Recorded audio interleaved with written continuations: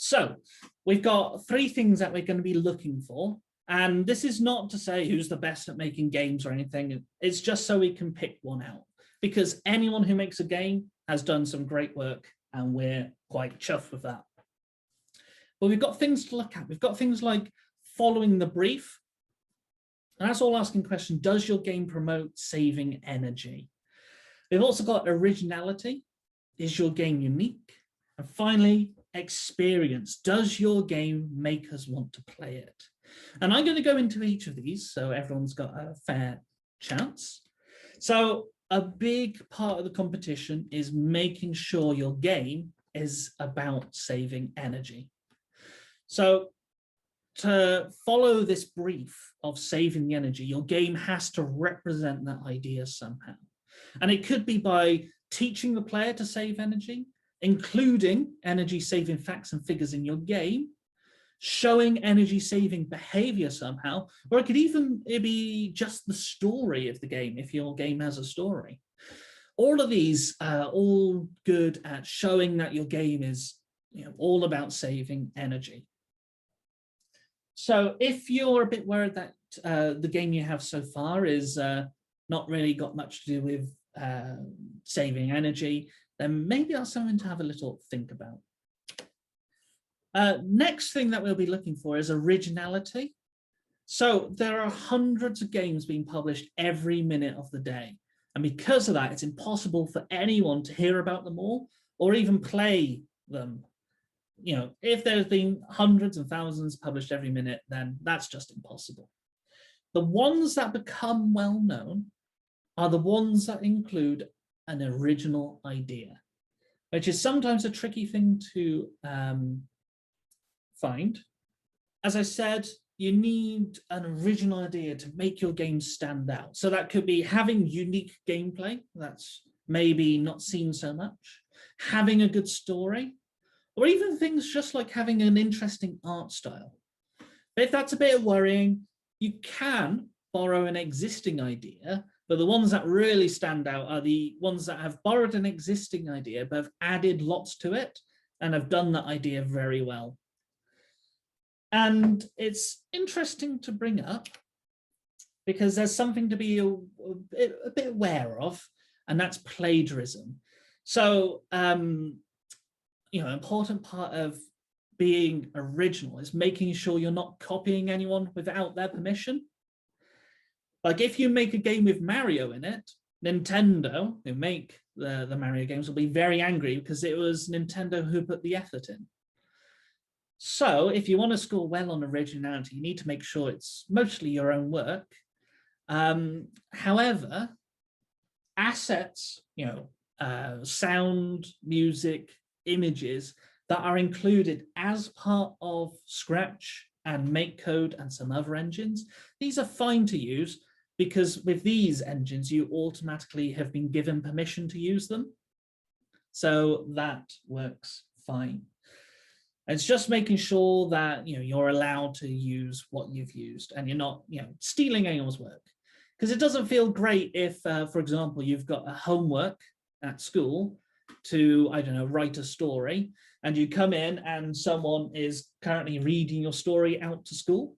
That seems a little bit scary, a little bit unfair. Oh, marvelous. So someone's mentioned chat that they've been taking them from a website, but that website without copyright, that's perfectly fine. And I've got some good examples of those at the end. A fun example of something that wasn't so great with plagiarism was back in the 90s, there was a game called Croc Legend of the Gobbos. But what Croc Legend of the Gobbos used to be was a game about Yoshi. Yoshi, the character from the Nintendo games. So the people who made Croc Legend of Gobbos originally wanted to make a Yoshi game. They showed it to Nintendo, who were very annoyed that it was on a PlayStation, which is a Sony product. And so Nintendo said, "Oi, you've nicked our character. We don't like that." So before they were able to release Croc Legend of the Gobbos, they had to do lots of changes. So you can see here that Croc has no eyelids, whereas Yoshi does. You can see that Yoshi's got a shell on his back, but on Croc, it's a rucksack. So you can kind of see the similarities, and they had to quickly change Croc Legend of Gobbos to completely remove every instance of Yoshi. Okay, another thing to look at for the judging is experience. And experience is a tricky one because everyone experiences games differently. So how can that be judged? Well, there's a nice set of questions that you can ask yourself that can help make sure your game is a good experience. So things like, would people want to play your game? Does your game make them feel emotions? Does it feel nice to control? Are there any bugs? That's an interesting one, because if you're trying to play a game and all of a sudden your character falls through the floor and you lose the level, that's not going to be very fun, is it? Because it wasn't your fault. So having bugs can lead to a bad experience. Is your game too long? Or on the other side, is it long enough? Does the game run smoothly? Does the player know what to do? And does the player know how to play? Now, these two, if someone's a bit confused and doesn't know how to play your game, they might get a bit frustrated. So you might want to look into maybe some instructions or maybe a tutorial. Oh, I got a question in chat. How long on average would you say is a good playtime for a casual audience? Now, casual games, which is a proper term, is things like mobile phone games that you just take out of your pocket every now and again. You play for 5-10 minutes and you put it back. For this competition, though, I'd say don't make it too long, because if it's too long, then we can't judge it all, can we? So just a nice little bite-sized bit of fun. Okay, so we got a couple of fast ideas here, and this is for anyone who's a little bit worried about the deadline. So are you worried that you haven't started yet? Or maybe you're not sure what to do? Or maybe you've got a game and you aren't sure how to add the idea of energy saving to it? Well, to that I say don't panic. There's still plenty of time until the deadline, and I've got a couple of hints and tricks for making a quick game. So, first hint, adapt. So, remember how I talked earlier about you can borrow an existing idea, but also add lots to it to make it original. That doesn't mean you can copy a Mario game and stick light bulbs in it and suddenly you've got energy-saving Mario. No, it means more taking a game premise and making your own. And I talked about the premise back in the intro to game design session. That was back a month or so ago. Premise is all like the core idea of a game. So once you have this core idea, think about adding energy saving into it, but in a way that's natural. And things that this is good for, well, if you're borrowing a game idea, well, that can be quick and easy, and it allows you to follow tutorials, but you might run into the risk of it not being unique enough. So here's an example I cooked up. There's a game genre called the pipe mania genre, and it's all about trying to arrange the pipes in a certain order to get water from one place to another. And it's all about doing the plumbing fast enough. Now, this, well, it doesn't have anything to do with energy saving. So if I were to just copy a pipe mania game and, produce that, then where's the energy saving into it? So let's think about adding the idea of energy saving to that. Does anyone have a suggestion how I could do that? No? Okay. Well, I thought, what about instead of water flowing through pipes, what about electricity flowing through wires? So that's one way of kind of changing this and adapting it ourselves. What else could we do? Well, remember the to get a good level of originality, you can take an original idea, add to it. Well, we could add to the idea. In the original Pipe Mania, there's only one exit. But if we wanted to think more about energy saving, what about we have lots of different exits? And some of them are better for saving energy than others. So you can have one exit that goes to an LED light bulb and another exit that goes to a halogen light bulb, which have just been banned actually in the UK because they use up so much electricity. Or maybe you could have one exit that is, I don't know, electric car, and another exit that is a diesel car, you know, things like that. It's just adding to it and improving on it. The next tip for kind of what to do if you're stuck, maybe you might get somewhere by thinking outside the box. So sometimes it is a good idea to step back and start thinking weird. So I came up with 2 weird ideas. I don't know how good they'd be, but well, here's a couple. Computer games cost energy. So what about a game you win by not playing? If you don't play it, it's not going to spend energy, is it? Maybe that might not do so well because, interesting. But what about a game that's more about sending a message about energy saving through art or story? So maybe it's less that you save energy actually in the gameplay, and it's more about saving the energy as part of the story or part of the art, sending that message through that way. And the pros of thinking outside the box, well, it's weird and unique, and these are good for originality. But the con is the game still must be playable. So it still needs to run on a computer. It still needs to be sent to us. That might be a bit tricky if your ideas are too weird and wild. So maybe have a close think on that. Okay, another way to sort of speed up what's been working on to make it so that you're not so worried about the deadline.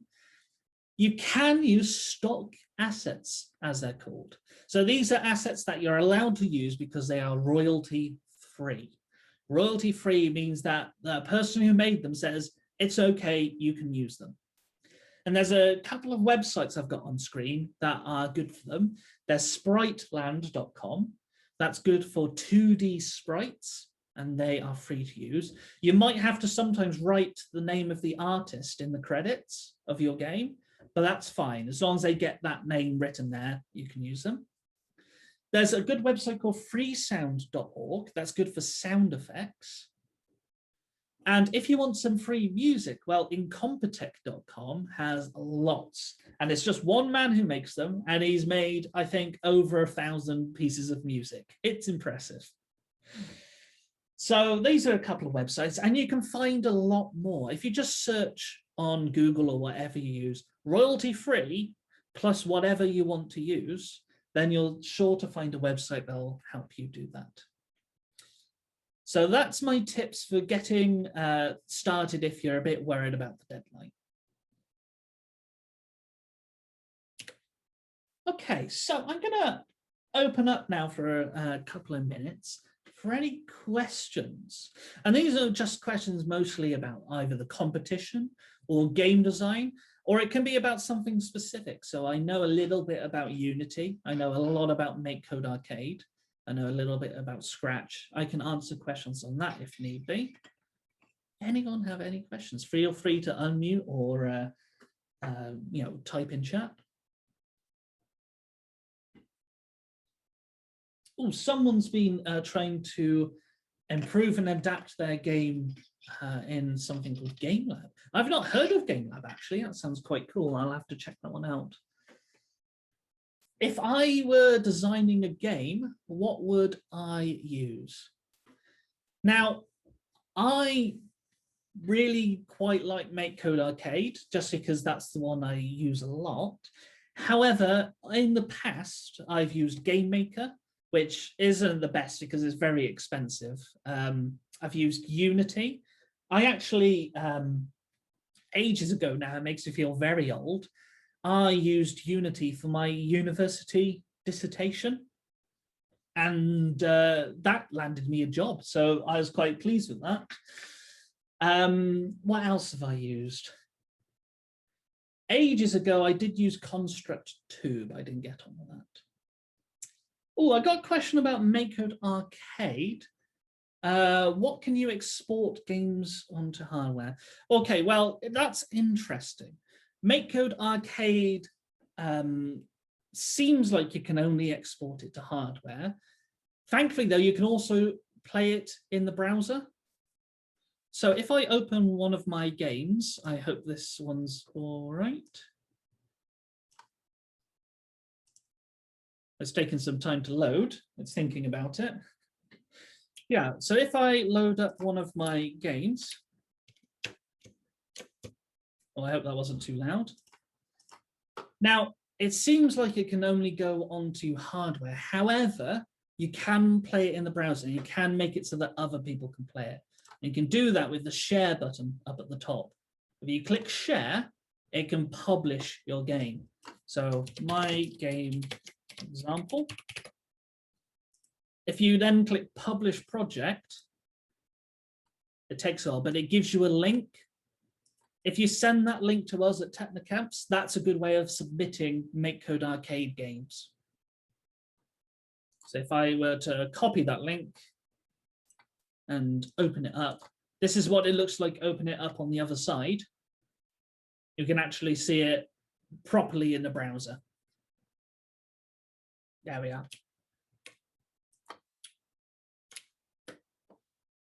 Yeah, so that's one way of exporting from MakeCode Arcade. There is another option as well. If you click this save button down where it says the name of your game, it saves it as an image. And it seems weird, but all your data, all your game data is in that image. And yeah, you can see it if I, where was it? There we are. You can see all the data is stored in that image. So if you send Technicamps that image, that's another way we could load it up and play your game. So there's two ways to export from MakeCode, and it's not just for a piece of hardware. So that's that. Any other questions? If not, I'm going to go ahead, but I can, take any questions at any time. So feel free to pitch in. But I thought we'd do, for the next little bit, a little look at some games that have been, that we around Technicamps have made, and maybe have a look at how we can add energy saving to them as an idea. So I've shown you one of my examples of MakeCode Arcade. Let's have a look at another. Okay, let's look at, let's go for Space War. So this one's a little bit complex, but I did do a tutorial on it on the YouTube channel. So this one is weird. It was just a little test, but you have to fire at the enemy that's going around the planet. Trouble is, your bullets also go around the planet. Oh, only one. Can anyone think of any cool ideas how we can spin energy saving into that? Any ideas? How we can add the idea of energy saving?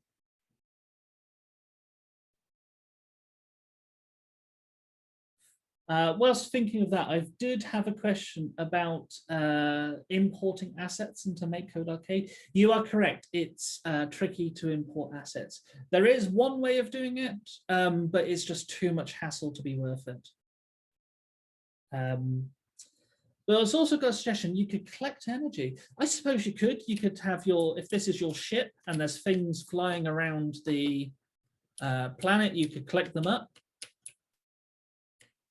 I mean, I'd have to change the code so I didn't lose when I hit that thing, but you could collect things like that. One idea that I did have for converting this into an energy saving game is what happens if the middle was some kind of kitchen appliance. So maybe an oven maybe maybe a light bulb, and maybe the things flying towards it were all the more environmentally unfriendly types of energy, or any kind of energy. So you could have windmills flying at it, you could have solar panels flying at it, or you could have coal flying at it, or diesel, or things like that. And you have to be very careful at shooting down the ones that you don't want, the bad fossil fuels, and keeping in the good ones, like the renewable energies. So maybe that's a bit more of an interpretive game, one that's more, doesn't really save energy, but it does kind of have the right ideas. It might be a little bit too arty or a bit too abstract, but still, it's a way of adding energy saving to that. Let's have a look at another. Do I have? Oh, track training is interesting. So this was a train simulator game. When it loads, it's thinking about it. It's all about placing track in a world that the train will drive on. And if you press that button, you can change the type of track. I'll leave. Oh, maybe my code's broken. It's been a while since I've opened this one. Maybe something's changed where it's not changing track type anymore. Anyway, but if I run the train, oh no, that's very embarrassing. It's decided not to work at all. That is very embarrassing. Oh well, that's the nature of game design. Sometimes it just decides not to work. Let's import a different one as a backup.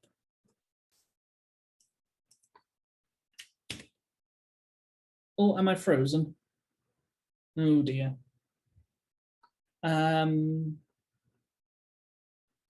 Oh, I think the recording should be carrying on fine, so that should fix it a bit. Let's load in computational virology. So this is a MakeCode game all about sending virus-ridden emails.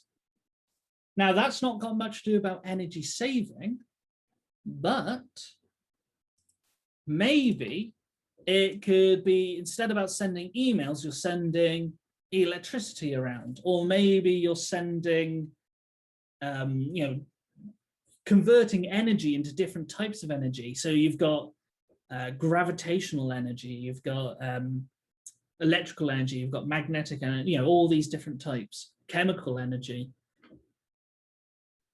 So it's all about, sometimes you just have to sort of shoehorn in the idea, but other times, if you design a game that's all based around energy saving, you might get something a bit better. Coming on to that, if I head over now to Unity instead, this is a very old game of mine where you are on, wait for it to load up, you're on bicycle.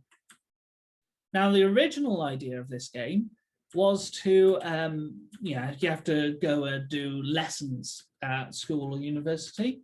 However, with a little change to the code, I could adapt it and turn it into, you're on bike, you're racing different types of car. So maybe one uses diesel, maybe one uses petrol, maybe one uses renewable energies, one uses hydrogen, one uses, they still do chip fat cars that run using chip fat from chip shops. I can't remember, but you never know, there might still be those. I think they do, and I think out in Brazil and places like that, they run their cars on sugar cane as well. Oh, that is cool. Yeah. So that's another thing to think about, bioethanol. Bioethanol is fuel made out of, sugar cane or wheat or things like that. So I can, add things to this and adapt it to make it about energy saving. So that's a nice simple one. I say simple, it took a lot to build, but it's easy to make a racing game. So there's things to think about there.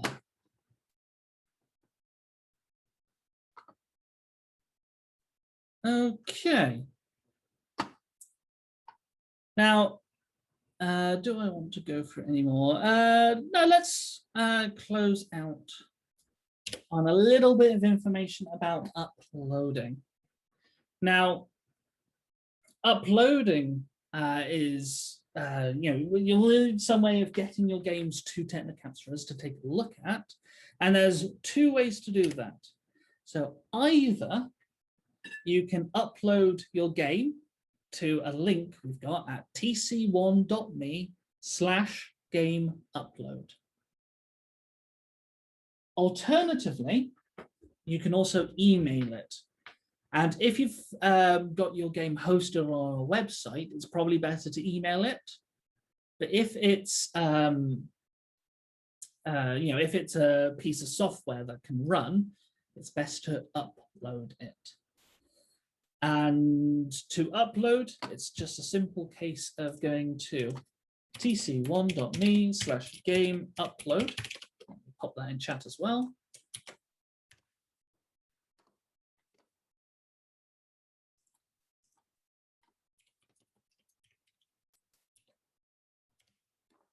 And here you can click and tell it what you want to open. And once you click open, then you'll see it loading in and your game will be with us. If you want to double check, you can always pop an email into info@technocamps.com, but that's a way to do that. Someone was thinking of using Android Studios. In that case, I'm not sure whether it'll work. Okay, what you'd have to do is you'd have to make it for Android phone, because that's all that we have in the office, and you'd have to export it as a .apk. So that's how you do that. In the Android IDE, there is an option to export as .apk. I've never did think anyone would be submitting as a mobile phone game, but that's cool to think about. So yeah, we'll see about that. Got another question coming in. The brief was about a 3-bed house with gas boiler, etc. Is the competition just about energy saving in general rather than energy efficiency in the home? Oh, good question. I must admit, it was a long time ago since I saw the brief, so I might have got my wires crossed on that. I should imagine it's all about energy saving in the home, seeing as it is called Home of the Future. Yeah, I might have been going off on a wild tangent because I've got a tendency to do that. So yeah, it's about doing it in the home. So maybe my examples weren't so great. So sorry about that. Okay, so to those watching on a catch up, goodbye. Feel free to email info@technocamps.